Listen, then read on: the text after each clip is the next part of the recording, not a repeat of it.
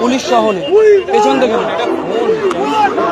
Police দৌড়চ্ছে, mob দৌড়চ্ছে, সব মিলিয়ে police জনতার মধ্যে কার্যত রণক্ষেত্রের আকার ধারণ করেছে পরিস্থিতি।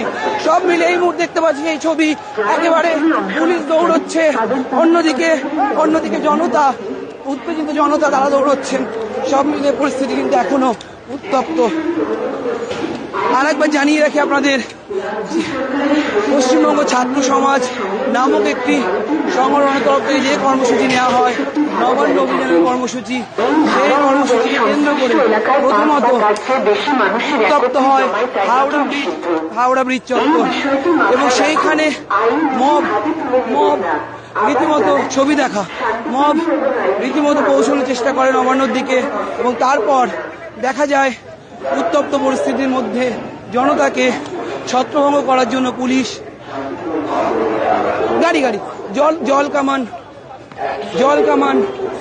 জল কামান চালায়।